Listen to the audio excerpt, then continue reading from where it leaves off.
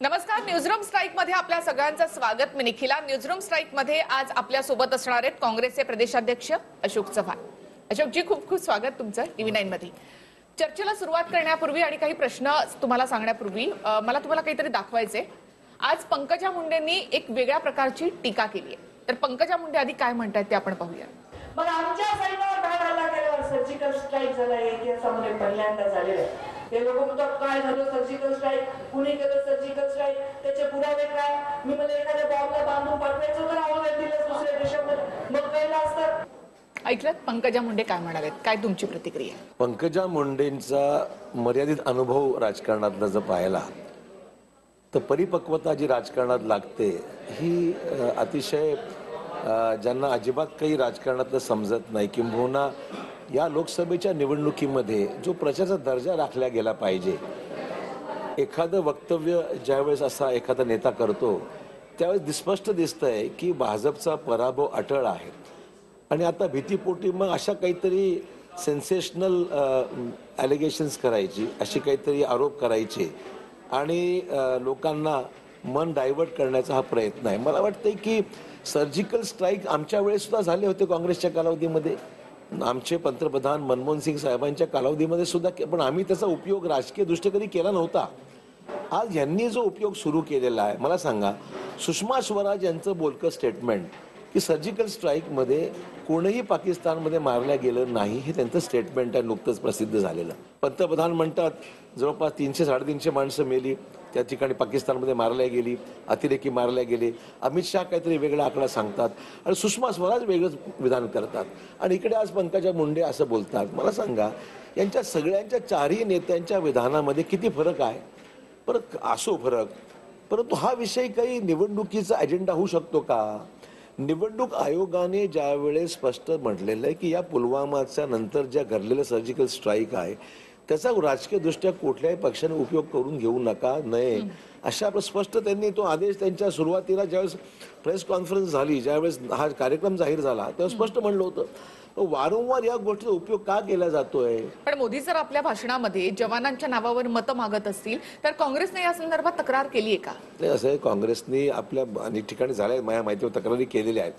परंतु एकीकडे हा विषय म्हणजे आम्ही किती राष्ट्रभक्त आहोत, देशभक्त आहोत हे सांगायचं, आणि दुसरीकडे साध्वी प्रज्ञाचं स्टेटमेंट जर आपण पाहिलं की करकरेंचा मृत्यू माझ्या शापामुळे होतोय, म्हणजे यांची राष्ट्रभक्ती आणि देशभक्ती एकीकडे, आणि प्रज्ञा सिंग यांचं जे झालेलं स्टेटमेंट, म्हणजे भाजपची जी आयडिओलॉजी आहे ही किती पोकळ आहे. बोलायचं एक, करायचं एक. म्हणजे पूर्ण देश ज्या करकरेंच्या बाबतीमध्ये नतमस्तक होऊन त्यांना अभिवादन करतो, ज्यांनी देशामध्ये झालेल्या अतिरेकी कारवायाच्या समोर जात असताना अतिशय हिमतीने मुकाबला केला, ते धारातीर्थी पडले, त्यांचा त्या ठिकाणी मृत्यू झाला, पण त्याची बहादुरी आजही कोणी विसरलेलं नाही. आणि त्यात अक्रॉस पार्टी लाईन्स हेमंत करकर यांच्या बाबतीमध्ये खूप आदराची भावना, तेच नव्हे तर 26/11 मध्ये जे शहीद झाले त्या सगळ्यांच्या बाबतीमध्ये खूप आदराची भावना आहे. आणि एकीकडे असताना ही साध्वी, ही त्यांची उमेदवार जी देशामध्ये मालेगाव बॉम्ब ब्लास्ट केसमध्ये प्रमुख आरोपी आहे, अजून खटले सुरूच आहेत, आणि ही देशभक्तीच्या नावाखाली हे जे त्यांना उमेदवारी दिली जाते, कुठलं काय त्याचं बॅकग्राऊंड आहे, मोदी त्यांना काय समजून उमेदवारी देतात? खरं म्हणजे त्यांची उमेदवारी निवडणूक आयोगाने रद्द केली पाहिजे, त्याच्यावर कारवाई केली पाहिजे. अशा प्रकारची विधानं कुठल्याही भारतीय नागरिकांनी अजिबात करता कामा नये. कारण हा भावनेचा प्रश्न आहे. आमच्या सैनिक असोत, आमचे पॅरामिलिटरी फोर्सेस असोत, किंवा आमचे जवान असोत, किंवा पोलीस अधिकारी असोत, त्यांचा त्याग आहे ह्याच्यामध्ये. तुम्ही त्यांच्यामध्ये भाषा वापरता, ही भाजपला न शोभणारी बाब आहे.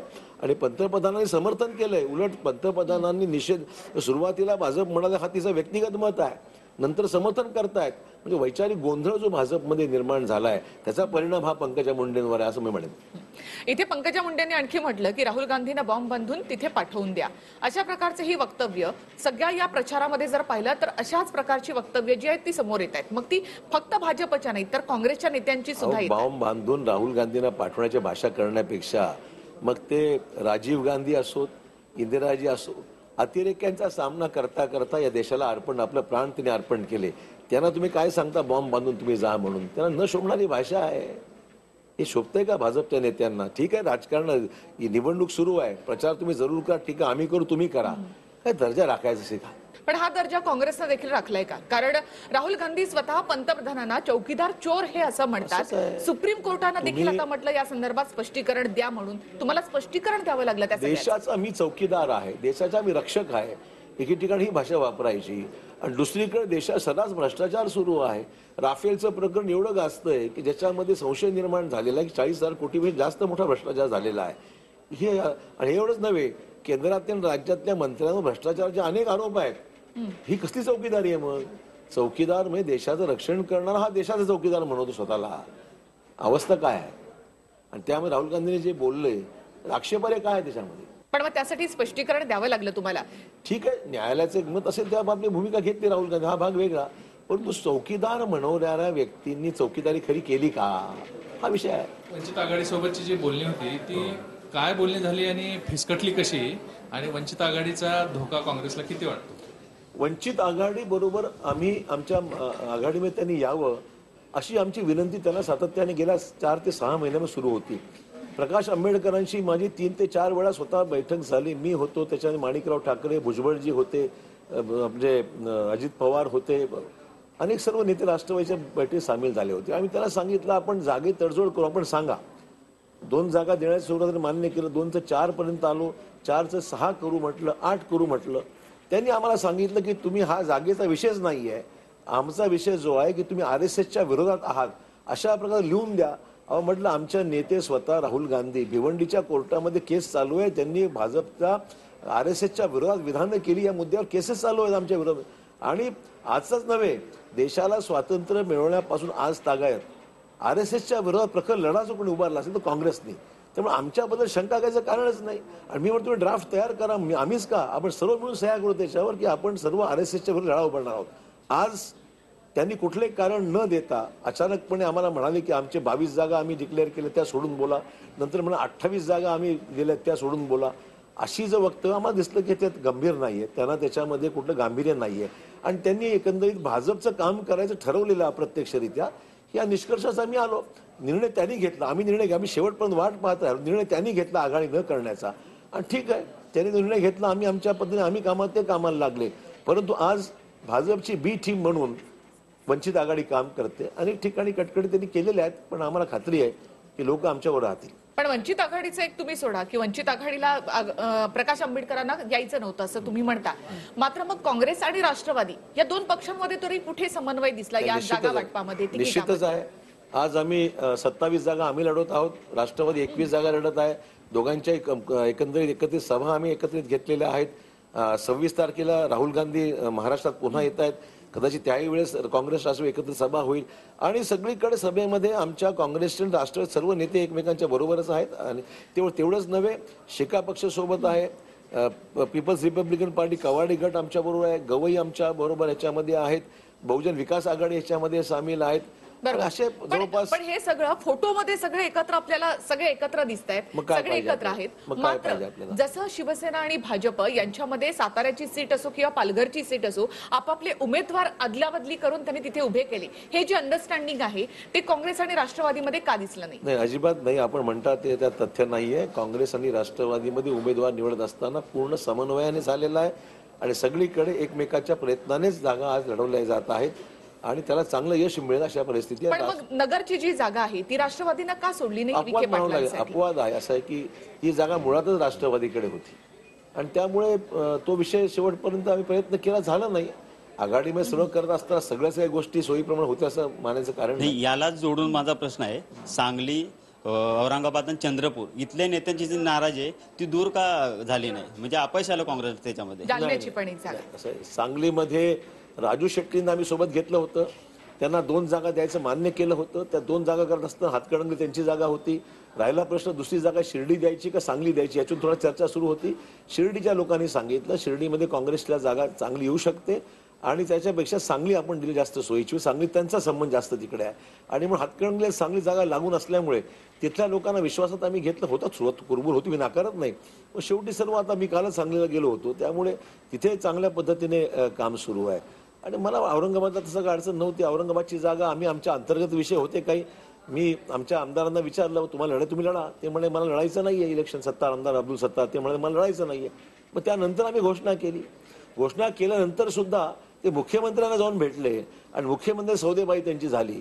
आम्ही त्यांना सांगितलं असं चालणार नाही, तुम्हाला लढायचं असेल तर आजही उमेदवार मागे घ्यायला मी तयार आहे. पण त्यांनी शेवटी नकार दिला आणि म्हटलं आम्ही निर्णय घेतात, त्यांना पक्षातून मी काढून टाकलेला आहे आणि आज काँग्रेसचा उमेदवार चांगल्या परिस्थितीत त्यासाठी काम करत आहे. सर, काँग्रेसचा एक वजनदार नेता महाराष्ट्रातला जो प्रचारामध्ये दिसत नाही, राधाकृष्ण विखे पाटील, याविषयी तुम्हाला काय वाटतं? कारण की एक मोठा नेता आणि त्यांचं वजन आहे आणि विविध ठिकाणी प्रचारामध्ये ते काँग्रेसच्या दिसत नाहीयेत, आणि काही स्टार ठिकाणी प्रचारक आहेत ते स्टार काँग्रेसचे. प्रचारक आहेत. तर त्याच्याविषयी काय वाटतं? ही वस्तुस्थिती आहे की त्यांच्यावर जिम्मेदारी राज्याची आहे. त्यांना काँग्रेसने स्टार प्रचारक केलं होतं, ठीक आहे, त्यांनी ती भूमिका घेतलेली आहे. ते त्याच 2 जिल्ह्या 3 जिल्ह्यापुरतीच मर्यादित त्यांचं काम चाललंय असं स्पष्टच आहे. त्यामुळे ह्याची दखल पक्षश्रेष्ठीने घेतलेली आहे. पण अब्दुल सत्तारांवर तुम्ही कारवाई केली, मग राधाकृष्ण विखे पाटलांवर का नाही? हे राधाकृष्ण विखे पाटलांसंदर्भातली सगळी माहिती पक्षाजवळ आहे. राज्याचे ते विरोधी पक्ष नेते आहेत, त्यामुळे त्यांच्या संदर्भातली आलेली सगळी माहिती ही श्रेष्ठीनं दिलेली आहे. योग्य वेळेस निर्णय घेऊ त्याच्यावर. पण तुम्हाला असं वाटत नाही का की महाराष्ट्र काँग्रेस खरं तर एक देशात बघितलं तर खूप चांगलं काम होतं, पिढीजात एक त्याच्यामध्ये काँग्रेसचा मतदार आहे, मग काँग्रेस चर्चेचा कमी आणि चेष्टेचा विषय जास्त ठरतोय असं वाटतंय का महाराष्ट्र मला काँग्रेस? असं अजिबात वाटत नाही. तुम्हाला कदाचित वाटत असेल, पण राज्यामध्ये ज्या काही पहिल्या 2 टप्प्यात निवडणुका मतदान पार पडलेलं आहे, अतिशय चांगलं सकारात्मक त्या ठिकाणचं वातावरण आहे आणि काँग्रेसला आणि राष्ट्रवादीला बऱ्यापैकी जागा मिळतील या पहिल्या 2 टप्प्यामध्ये. दोन्ही पक्षाची परिस्थिती निश्चितच चांगली आहे, यावर मला शंका नाही. Hello, good morning sir. हो बोलतोय. चंद्रपूरवरून बोलून राहिलो सर, राजूरकर. हा बोला. सर, विनायक बांगडेला तिकीट झाली सर जाहीर. काय ठीक आहे, मला मी सांगतो सर नव्हतं. आपला कॅन्डिडेट शुअर आहे ना सर? महाराष्ट्रामध्ये अशी एकही जागा नाही सर, चंद्रपूरमध्ये शुअर आहे ना सर? अहो तुम्ही जे म्हणता तिकडे मुकुल वासनिकांशी बोलून घ्या. माझ्याकडे पूर्ण समर्थन आहे, पण काही त्या लोकांना साहेब समजत नाही. साहेब आम्ही पूर्ण साहेब मी म्हणून नाही सर, विनायक बरोबर आहे. बांगडे मी तुमच्या बरोबर आहे त्या सगळ्या विषयामध्ये, समजून घ्या. मुकुल वासनिक काहीच नाही सर, तुमच्या पुढे काहीच नाही सर. तुम्ही पूर्ण महाराष्ट्र सांभाळता सर. मुकुल वासनिक माझ्या इथे कोणी ऐकायला तयार नाही. खूप प्रयत्न केला, मी सुद्धा राजीनामा द्यायच्या मनस्थितीमध्ये आहे. त्याला बोलून घ्या सर, ही व्हिडिओ क्लिप जी आपण आता पाहिली ती खरी आहे? आता तुम्ही दाखवताय खरी खोटी मी सांगू शकत नाही. माझा मुद्दा एवढाच मर्यादित आहे. 2 व्यक्तीमधलं खाजगी संभाषण हे खरं म्हणजे राईट टू प्रायव्हसीच्या विरोधामध्ये हे जे काही चाललेलं आहे माध्यमांमध्ये, हे चुकीचं आहे. हा नंबर 1 पहिला गोष्ट. दुसरा विषय असा आहे की ह्या वेळेस चंद्रपूरच्या जागेवर बरेचसे वाद झाले होते. वाद म्हणण्यापेक्षा वैचारिक मतभेद होते. माझं मत होतं एका विशिष्ट कॅन्डिडेटबद्दल आणि आमच्या काही सहकाऱ्यांचं वेगळं मत होतं. आणि ज्यावेळेस खूप त्यातून वाद निर्माण झाले, मी म्हणालो ठीक आहे, आपण निर्णय घ्या जे योग्य वाटतात. त्यातून हा विषय समोर आला असावा, परंतु मी माझ्या मतावर ठाम होतो आणि नंतर श्रेष्ठीने माझं म्हणणं मान्य केलं आणि तो निर्णय घेतला. पण असं होतं का की तुम्ही नाराज झाला होतात या सगळ्यामुळे, अगदी उद्विग्न झाला होतात नाराज असं म्हणण्यापेक्षा? आहे की राज्यामधल्या सगळ्या सीट संदर्भात शेवटी जिम्मेदारी अध्यक्ष या नात्याने मला घ्यावीच लागेल ना सगळ्या गोष्टीची. निर्णय होत असताना ते निर्णय योग्य व्हावे त्याची हीच अपेक्षा, बाकी काही माझं त्यात इंटरेस्ट नाहीये. त्यामुळे माझी मतं मी मांडली होती. श्रेष्ठींना वेगळं वाटलं होतं, परंतु माझं मत मी त्यांना सांगितलं आणि ज्यावेळेस मला पटलं नाही त्यावेळेस मी थोडासा उद्विग्न झालो होतो. गोष्ट खरी आहे. पण म्हणजे ही व्हिडिओ क्लिप खरी आहे? व्हिडिओ क्लिप बद्दल मला माहित नाही, ऑडिओ व्हिडिओ मी काय ऐकलं ऑडिओ नाही. क्लिप खरी आहे. परंतु मला एवढंच सांगायचं आहे की हा विषय आता संपलेला आहे आणि जो काही निर्णय योग्य व्हायला पाहिजे तो झालेला आहे. काँग्रेसमध्ये उमेदवार निवडीमध्ये असा सगळाच गोंधळ होता का? म्हणजे सिंधुदुर्गामध्ये जो तुम्ही उमेदवार निवडला तो सनातनशी संबंधित आहे नाही, चुकीची किंवा माहिती. त्यांच्या व्यासपीठावर होता, अशा प्रकारचे आरोप झाला त्यावेळेला. आरोप करणारे बरीच मंडळी नाही, माहिती पण त्यांनीही नसताना कबूल केलं बांदिवडेकरांनी की मी होतो त्यामध्ये. बांदिवडेकरांनी मला सांगितलं की मी कुठल्याही सनातन संस्थेशी संबंधित नाही, मी भंडारी समाजाचा अध्यक्ष आहे आणि ज्यावेळेस माझ्या समाजाच्या एखाद्या व्यक्तीला अरेस्ट केलं जातं त्या समाजाच्या लोकांची इच्छा होती किंवा माहिती तरी काढा की नेमकं काय आहे याच्यामध्ये. मी माहिती काढली आणि जेव्हा त्याच्यामध्ये वेगळी माहिती निघाली तेव्हा मी त्यातून दूर झालो. बस एवढाच विषय होता. त्याचा संबंध सनातन संस्थेची लावेपर्यंत जे काही ताणल्या गेलं हे चुकीचं आहे. मग सुभाष झांबड त्यांचं काय झालं? अब्दुल सत्तार नाराज झाले त्याच्यामुळे? अब्दुल सत्तारांना उमेदवार देऊ केली होती, त्यांनी घेतली नाही तर त्याला काय करणार? सर, याला जोडून माझा प्रश्न आहे की काँग्रेस इतका जुना पक्ष आहे की आम्ही त्याचा अभ्यास पण केलेला आहे सोशल सायन्समध्ये. तर त्यानुसार आत्ता जर कधी आपण बघितलं उर्मिला मातोंडकरची जी उमेदवारी दिली आहे की त्या लोकसभा क्षेत्रामध्ये कुठलाच काँग्रेसचा कार्यकर्ता नव्हता का की त्याच्याऐवजी अभिनेत्री उर्मिला मातोंडकरला दिली? उर्मिला मातोंडकरचं नेमकं काय कर्तृत्व सामाजिक कार्यांमध्ये किंवा काँग्रेस पक्षासाठी होतं? उर्मिला मातोंडकरांचं काय कर्तृत्व हा प्रश्न मुळात चुकीचा आहे. त्या एक उत्तम कलावंत आहे. काँग्रेसने कलावंतांची नेहमी कदर केलेली आहे मग ते राजेश खन्ना असो, गोविंदा असो, अशा अनेक उदाहरणं आपल्या समोर आहेत काँग्रेसमध्ये, ज्या ठिकाणी शत्रुघ्न सिन्हांना उमेदवार देऊ केलेली आहे. त्यामुळे कलावंत काही डिबार केले काँग्रेसचं मानायचं कारण नाही. ते उर्मिला मातोंडकर एक मराठी मुलगी आहे आणि हिंदी सिनेमामध्ये उत्कृष्ट काम करणारी आहे. लोकांनी सूचना केली की त्या ठिकाणी त्या उत्तम उमेदवार ठरू शकतात. त्यात गैर काय आहे मला काय कळत नाही आहे. काँग्रेसमध्ये उमेदवार शेवटी निवडून येणारी क्षमता हा महत्त्वाचा विषय आहे. उर्मिला मातोंडकरचं निवडून येण्यात इतपत तिच्याकडे कॅपॅसिटी आहे, क्षमता आहे. लोक तिला पाहून, तिचं चित्रपट पाहून एक पॉप्युलर स्टार आहे ती, तर त्यामुळे का देऊ नये हा विषय आहे. राज्यामध्ये इतर भागामध्ये काँग्रेस चांगल्या पद्धतीने काम करताना दिसते, राज्यामध्ये प्रदेशाध्यक्ष मात्र इतर नेत्यांच्या अडचणीमुळे हतबल झालेले दिसतात. मला काही नेमका तुमचा प्रश्न समजलेला नाही आहे. मी आता राज्यातल्या अनेक सभा जवळपास माझ्या 12 ते 13 मतदारसंघात मी जाऊन आलेलो आहे. आजही आहे, उद्याही अनेक ठिकाणी जाणार आहे. त्यामुळे मला तसं काही वाटत नाही. आपापल्या परीने जिम्मेदाऱ्या सोपवलेल्या आहेत. प्रत्येक माझ्या सहकारी एक एक जिल्हा किंवा एक मतदारसंघ सांभाळून आहे. काल शिंदेसाहेब माझ्याबरोबर होते, पृथ्वीराज चव्हाण अनेक ठिकाणी होते. मला काही तसा विषय काही वाटत नाही. हा फक्त एक काही लोकांनी माध्यमांनी दाखवण्याचा प्रयत्न तसा केला असेल, पण मला काही तशात तथ्य वाटत नाही. आपापली जिम्मेदारी प्रत्येकजण पार पाडत आहे. अशोकजी, मात्र महाराष्ट्रामध्ये काँग्रेस आहे असं का दिसत नाही किंवा विरोधी पक्ष म्हणून आहे असं का दिसत नाही? कारण मोदी महाराष्ट्रामध्ये येतात आणि फक्त शरद पवारांवर टीका करतात. मोदींना काँग्रेसला निग्लेक्ट करायचं असेल ते करू द्या. लोकांनी काँग्रेसला निग्लेक्ट केलेलं नाही. राहुल गांधींच्या महाराष्ट्रामध्ये जवळपास 7 ते 8 सभा झाल्या आणि पुढच्या 2 दिवसानंतर 10 ते 12 सभा त्यांच्या होऊ लागल्या आहेत. मला वाटतं पुष्कळ आहे. एका पंतप्रधानांनी फक्त आता नगरपालिकेच्या निवडणुकीत जायचंच शिल्लक ठेवलेलं आहे. बाकी पंतप्रधान सभा ज्या होत्या देशामध्ये, मला वाटतं पंतप्रधान अधिक जबाबदारी आहे. आज पंतप्रधानांनी कुठे जावं, किती वेळा जावं, कुठल्या निवडणुकीला जावं, काही संकेत आहेत.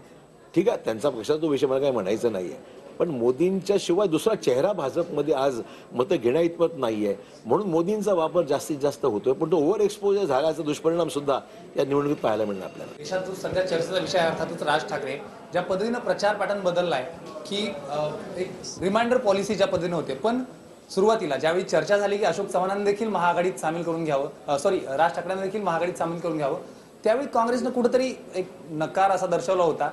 आज तेच राज ठाकरे नांदेडमध्ये तुमच्यासाठी सभा घेत आहेत. कशा पद्धतीने एक समीकरण? तुमच्या विधानात चूक आहे. राज ठाकरेंनी अशोक चव्हाणांशी नांदेडमध्ये सभा घेतलेली नाही. किंबहुना राज ठाकरे महाराष्ट्रात जे फिरत आहेत ते काँग्रेस पक्षाकरता फिरत नाहीयेत. त्यांची विचारसरणी मोदींच्या विरोधात आहेत, अमित शहाच्या विरोधात आहेत, म्हणून ते महाराष्ट्रात सर्वत्र फिरत आहेत की त्याचं जाहीर स्टेटमेंट आहे. दुसरी गोष्ट, राज ठाकरेंच्या संदर्भात त्यांच्या मनसे म्हणजे महाराष्ट्र नवनिर्माण सेनेशी आघाडी करण्यासंदर्भात काँग्रेसचा पहिल्यापासूनच विरोध होता.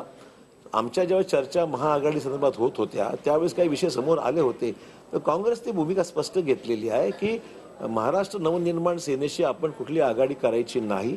त्यांच्या आणि आमच्या विचारसरणीमध्ये, काही वर्किंगमध्ये, काही आयडिओलॉजीमध्ये, काही धोरणात्मक निर्णयामध्ये बराचसा फरक आहे आणि त्यामुळे त्यांची अलायन्स करण्याची आमची काँग्रेसची तयारी, विशेषतः मुंबई काँग्रेसने त्या संदर्भातली आपली भूमिका घेतली होती विरोधामध्ये. त्यामुळे आम्ही ठरवलं की त्यांना आमच्या आघाडीत घ्यायचं नाही. पण याचा थेट फायदा कुठेतरी काँग्रेस राष्ट्रवादीला होतोय असं वाटत नाही राज ठाकरेंच्या सभेचा? प्रश्न असा आहे की फायदा कोणाला होतो हा विषयच नाहीये. आज ते सभा घेत आहेत मोदींच्या विरोधामध्ये आणि अमित शहाच्या विरोधामध्ये, भाजपच्या विरोधामध्ये. त्यामुळे असे अनेक पक्ष घेत आहेत. राष्ट्रवादी विरोधात आहे, आम्ही विरोधात आहोत, CPM विरोधामध्ये आहे. अनेक पक्ष हे मोदींच्या विरोधात भूमिका घेतच आहेत. तुम्ही म्हणता आयडिओलॉजी संदर्भात तुम्ही आता म्हणालात की आयडिओलॉजी आणि म्हणजे राज ठाकरे आणि आमची आयडिओलॉजी ही जुळत नाही असं तुम्ही म्हणता.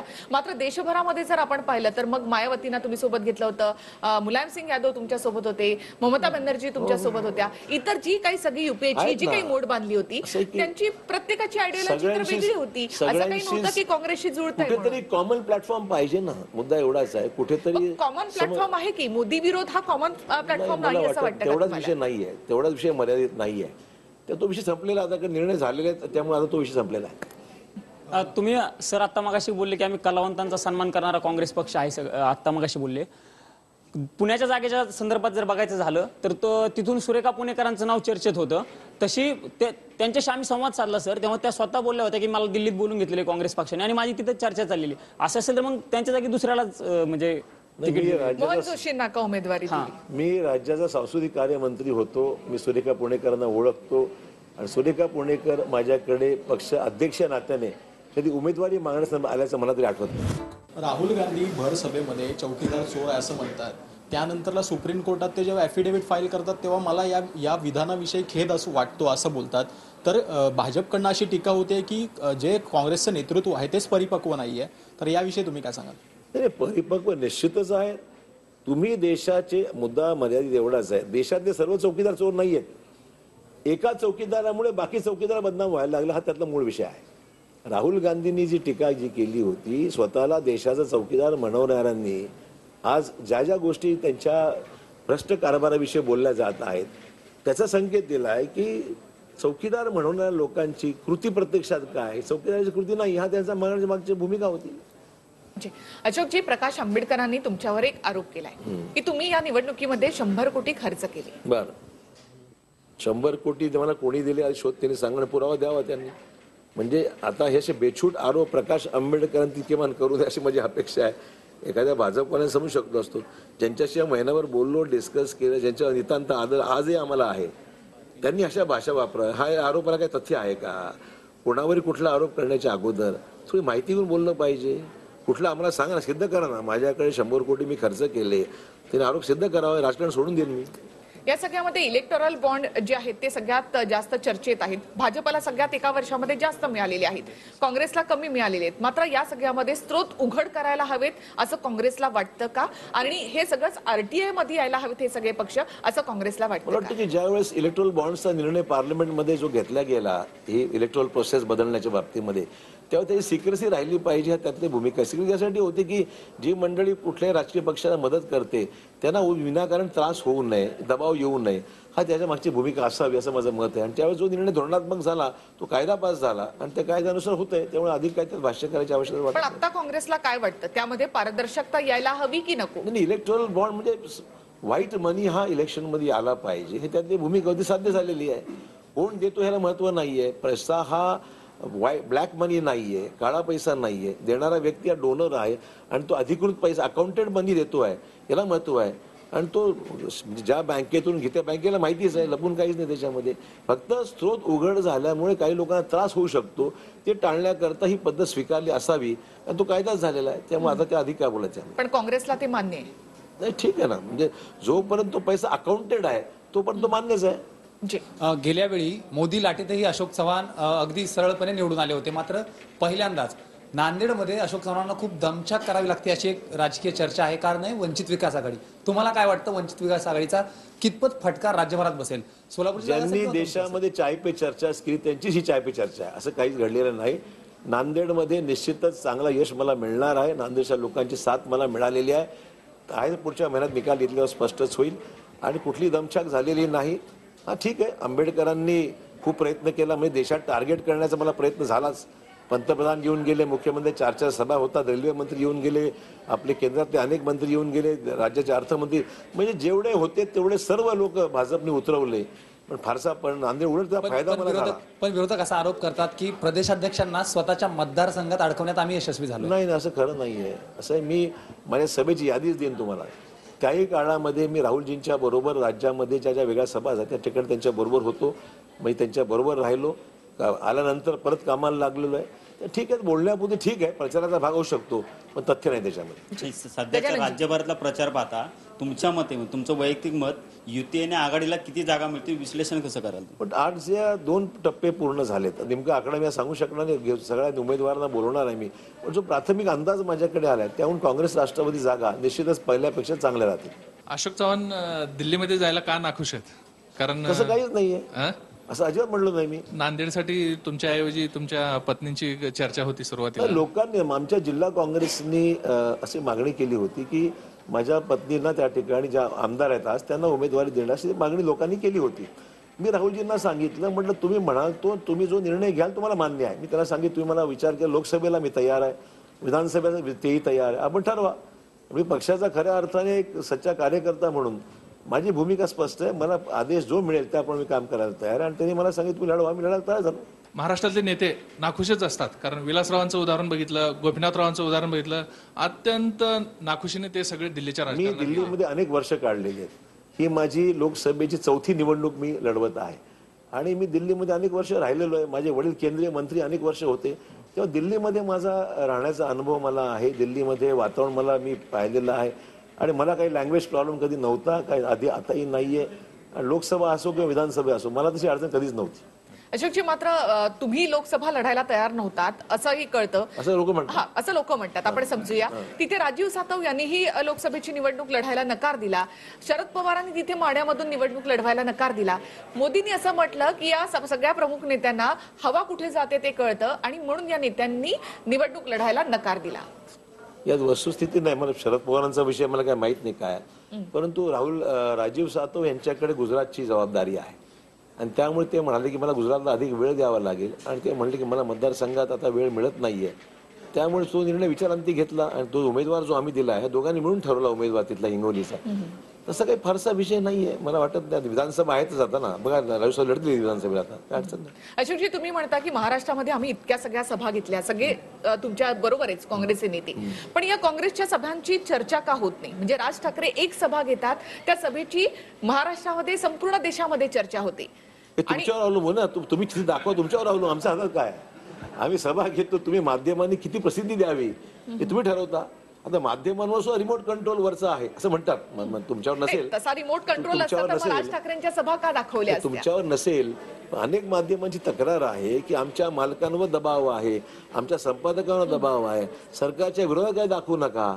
दाखवलं तर मग नोकरीवरून काढलं जातं. इथपण गोष्टी घडतायत ते तुम्हाला माहिती आहे. तुम्ही म्हणता की अशा प्रकारचा दबाव आहे. आम्हाला असं वाटत नाही की मीडियावर असा काही दबाव आहे, कारण जसे मोदी दिसतात तसे दुसऱ्या बाजूला राहुल गांधी सुद्धा दिसतात, सगळ्या चॅनल्सवर मला दिसतात. सांगा, असं होत नाही की राहुल आज गांधींची सभा माध्यमांच्या दाखवली नाही. अनेक संपादकांना नोकरीवरून काढण्या इतपत गोष्टी घडलेल्या आहेत या सगळ्या या वर्ष 2 वर्षामध्ये.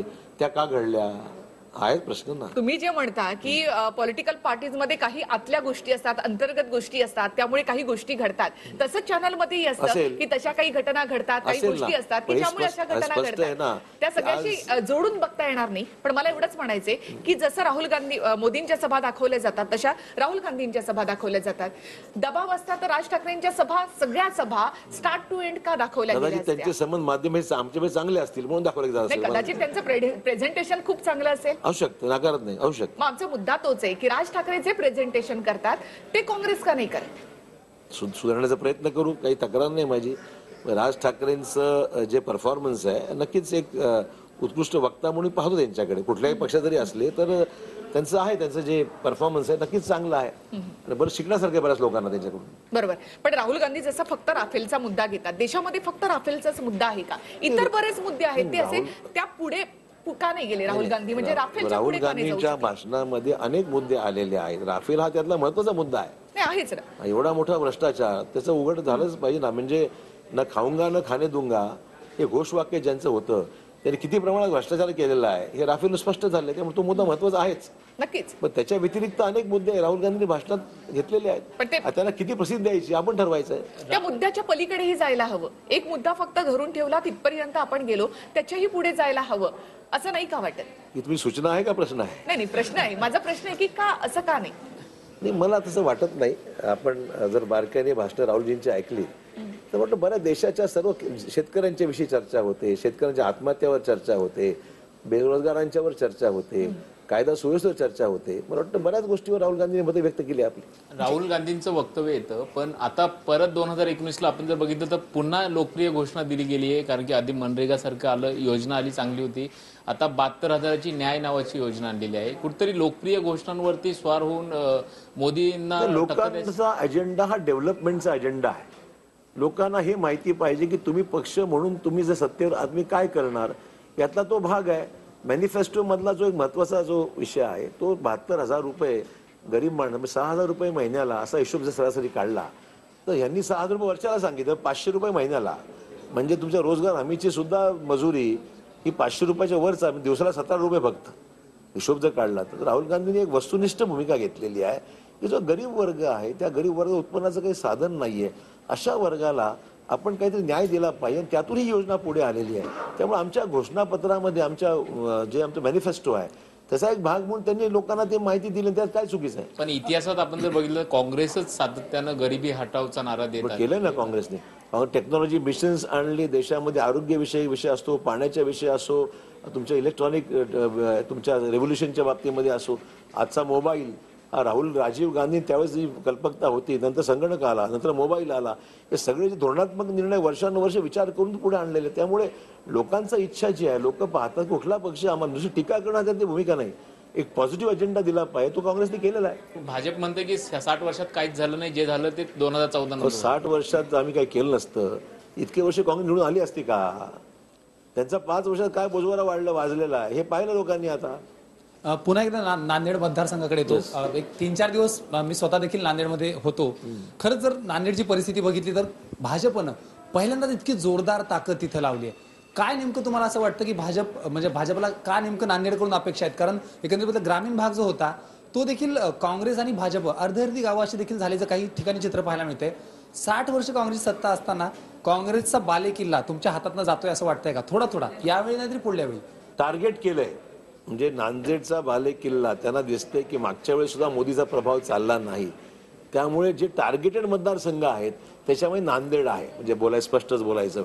आणि त्यामुळे अशोक चव्हाणांना संपवलं तर राज्यामध्ये काँग्रेसचं नेतृत्व संपून जाईल, ही त्याच्या मागची भूमिका आहे, स्पष्टच आहे. पण त्याचा फायदा झाला मला की त्यांनी जेवढा प्रचारामध्ये लोक आणली, नेते आणले, त्याचं रिॲक्शन लोकांमध्ये आलं आणि त्याचा फायदा मला नक्कीच झाला. म्हणजे मला नेहमी म्हणतो मी, जेवढ्या शिवाय मला देतील तेवढा अधिकचा फायदा होईल मला, हे माझं नेहमीच मी सांगतो लोकांना. आणि त्यामुळे लोकांना लक्षात आलं की आपल्या नेत्याला इथे या ठिकाणी टार्गेट केलं जात आहे आणि त्याचा फायदा मला झाला. आणि दुसरा पैसा आम्हा पोचला.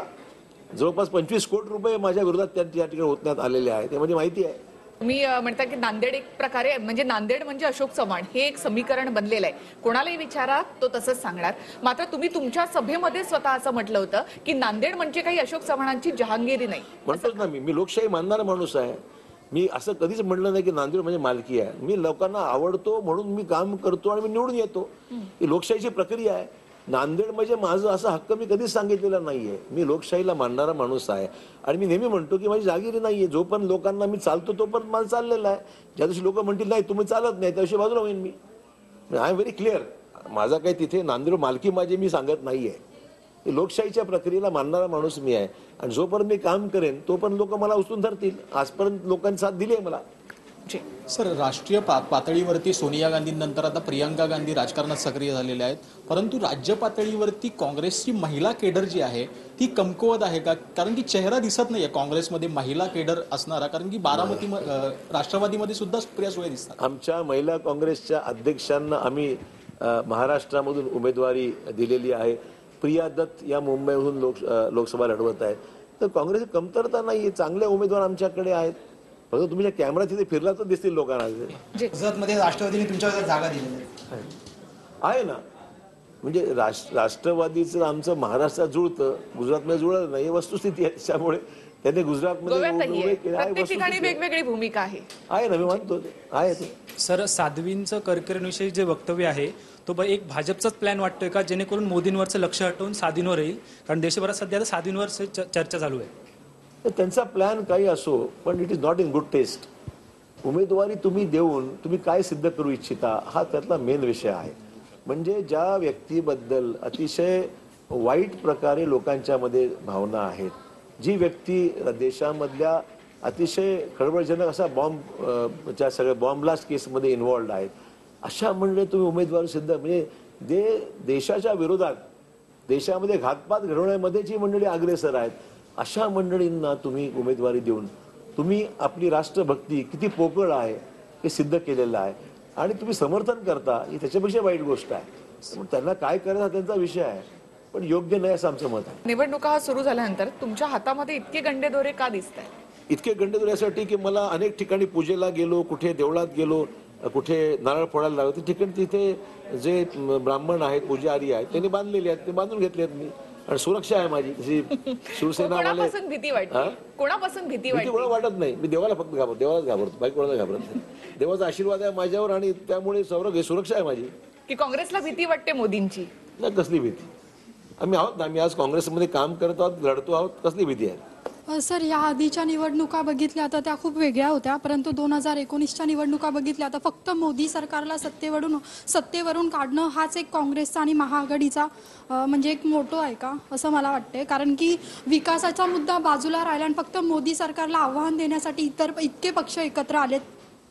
मोदींना सत्तेबाहेर गेल्याशिवाय देशामध्ये वातावरण बदलणार नाही. मोदींनी जे खोट्या प्रकारची आश्वासनं दिली होती त्याची पूर्तता करायची असेल तर देशामधलं सरकार बदललं पाहिजे. देशात सरकार बदलायचं असेल तर मोदी आणि त्यांचा पक्ष हा सत्तेत उपाय झाला पाहिजे. आणि म्हणून हे सरकार बदललं पाहिजे. मोदींचं नेतृत्व जे राज्यातून बदललं, देशातून बदललं पाहिजे. आणि पुन्हा महाआघाडी सत्ता काँग्रेस आणि इतर मित्र पक्ष मिळून जर आली जनसामान्याला न्याय मिळू शकेल.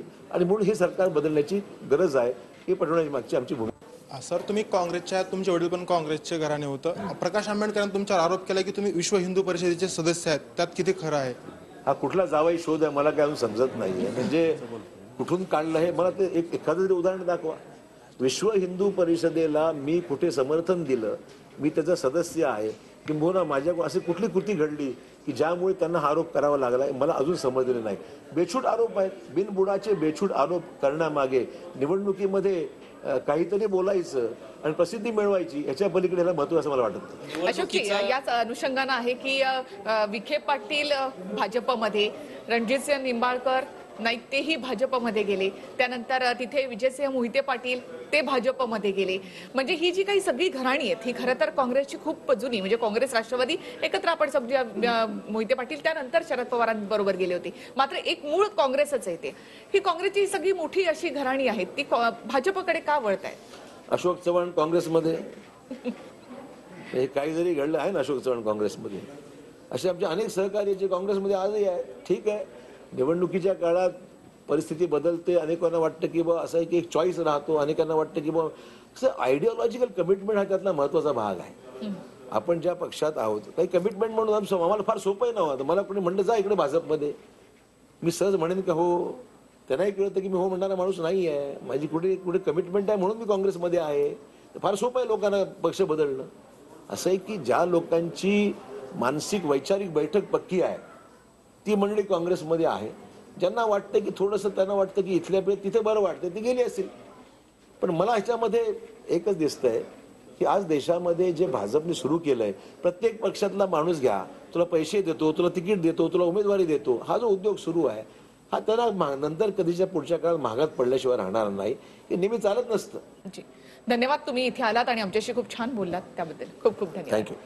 न्यूजरूम स्ट्राईक मध्ये आज आपण इथेच थांबूयात. नमस्कार.